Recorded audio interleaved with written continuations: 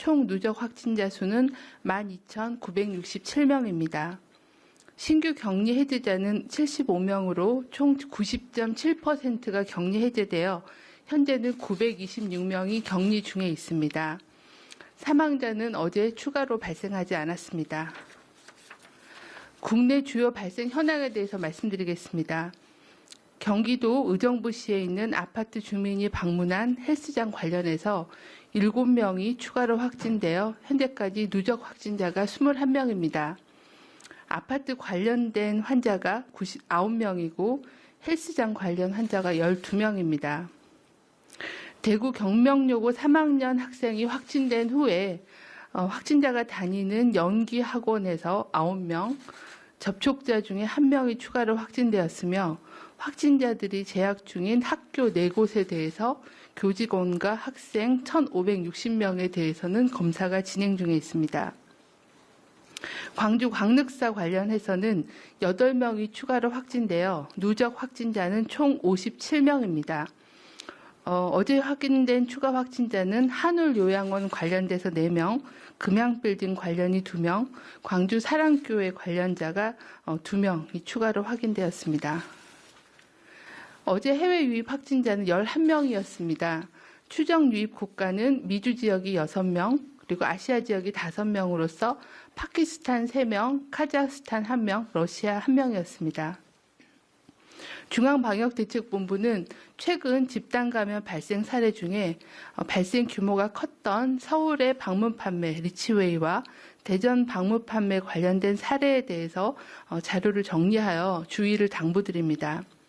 표를 보시면 서울 방문 판매 관련한 리치웨이 관련해서는 총 210명의 확진자가 발생했습니다. 직접 방문자가 42명이고 이로 인한 추가 전파가 5차 전파까지 진행돼서 총 168명이 확인되었습니다.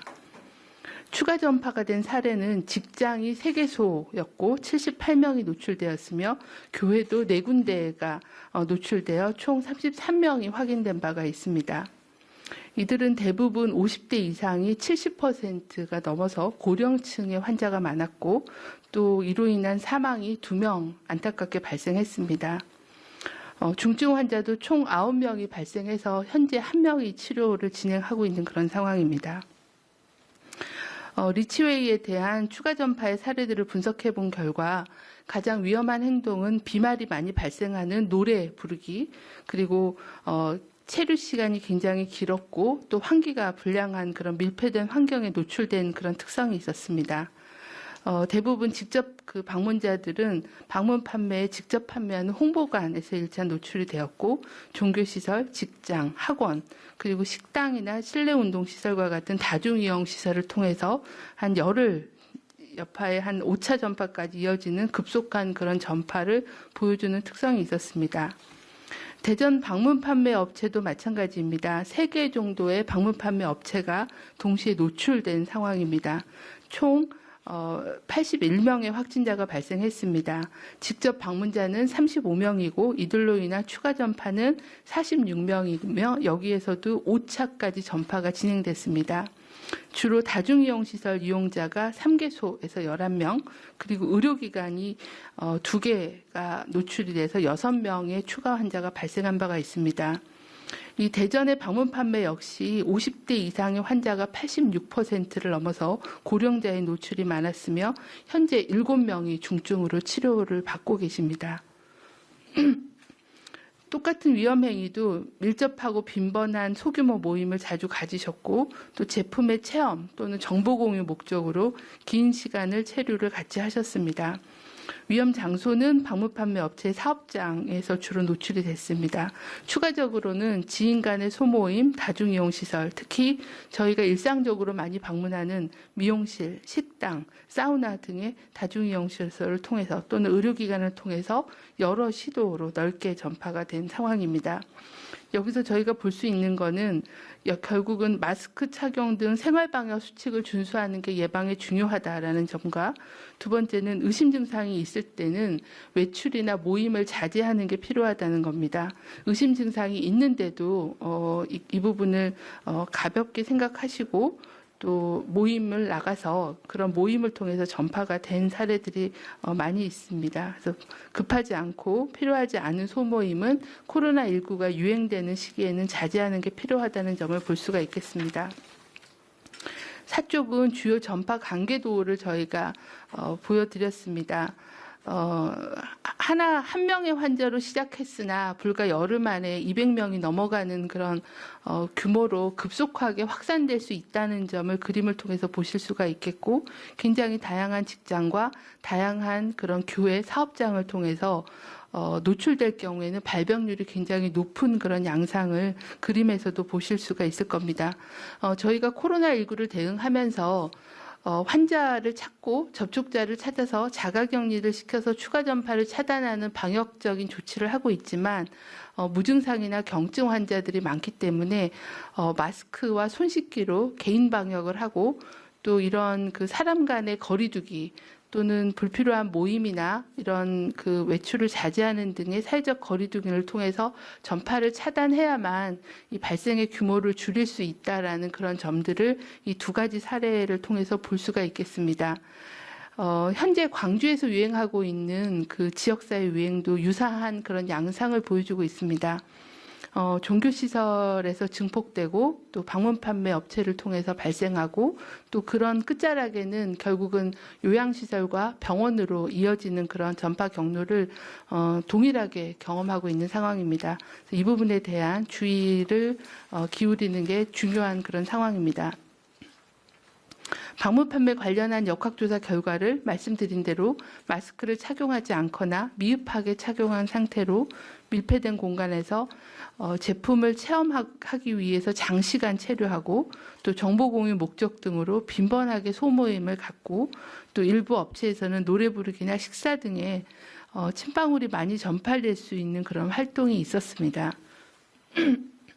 또한 증상이 있음에도 다중이용시설 및 의료기관을 방문하여 추가 감염이 발생하여 지역사회로 전파될 수 있는 그런 양상이었습니다.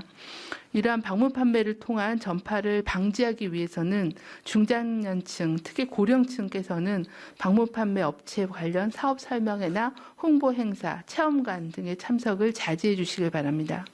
또한 불효불급한 소모임은 취소하거나 부득이한 경우에는 마스크 착용 또는 침방울이 생기는 식사, 노래 등을 피해 주시길 바랍니다. 의심 증상이 있는 경우에는 가급적 외출이나 모임은 자제하고 선별진료소를 방문하여 검사를 받아주시기를 요청을 드립니다. 중앙방역대책본부는 주말 종교행사, 주말 소모임, 종교 소모임 등 각종 종교 활동을 통해 코로나19 감염이 전파될 위험이 있어서 주말을 맞아 각별한 주의를 당부드립니다. 많은 사람들에게 동시에 전파가 될 수 있는 우려가 있어 주말 종교 행사 소모임은 취소하거나 비대면으로 전환해 주시기를 요청을 드립니다. 부득이하게 종교 행사를 실시할 경우에는 현장 참석자를 최소화해 주시고 2m 거리 두기, 마스크를 상시 착용하고 노래도 합창이 아닌 반주로 대신하거나 식사나 소모임을 하지 않도록 당부를 드립니다. 또한 주말에 가족 나들이가 많아질 걸로 생각을 합니다. 식당이나 밀집된 실내에서는 휴대전화 통화 시에는 마스크를 반드시 착용하거나 실외로 나가서 통화해 주는 등 비말로 인한 전파 차단에 최대한 협조해 주실 것을 당부를 드립니다. 질병관리본부는 코로나19 진단키트 개발 업체들의 애로사항을 해소하고 2차 유행에 대비한 진단시약 연구 개발을 지원하기 위해 국립중앙인체자원은행을 통해 코로나19 호흡기 양성 검체 약 17,700건을 분양합니다. 이번 검체는 질병관리본부가 진단검사의학회와 협력하여 의료기관 또 수탁검사기관에서 진단검사를 시행한 후에 남은 잔여 검체를 수집한 것입니다. 총 31개 기관이 검체의 분양 신청을 접수하였고 분양위원회의 심의를 거쳐서 7월 6일부터 코로나19 진단키트 개발업체 18개 기관과 임상검사실 운영기관 1개 기관에 우선 분양할 계획입니다. 질병관리본부는 이번 검체 분양을 통해 코로나19 진단검사의 신속, 정확성 향상과 우리나라 진단키트의 글로벌 경쟁력 확보에 기여할 것으로 기대하고 있습니다.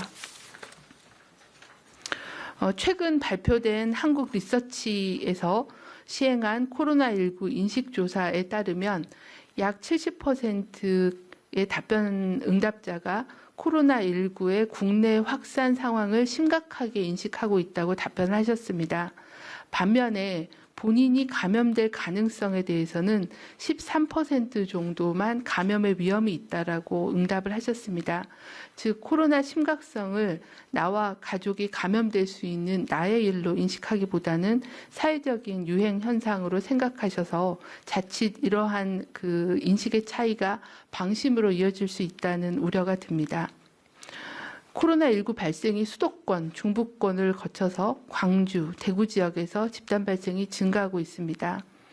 최근 유행의 특성이 방문 판매 업체를 통한 전파, 종교시설, 다중이용시설 등에서 증폭이 되고 결국은 요양시설, 병원으로 전파되는 양상을 동일하게 보여주고 있습니다. 코로나19 특성이 무증상 또는 경증 시기에 전염력이 높기 때문에 의심하거나 조기 진단하기도 어렵고 또 불특정한 다수가 모이는 그런 경우에는 어디든지 위험이 있다라고 생각을 해야 됩니다.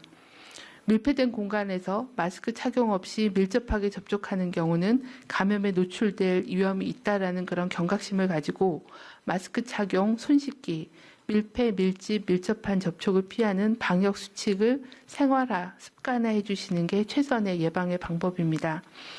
내일부터는 다시 주말을 맞이합니다. 이번 주말에는 나도 감염될 수 있고 내가 무증상 상태에서 가족이나 동료에게 전파시킬 수 있다는 생각을 갖고 거리 두기와 개인 방역 수칙을 실천해 주실 것을 거듭 당부드립니다.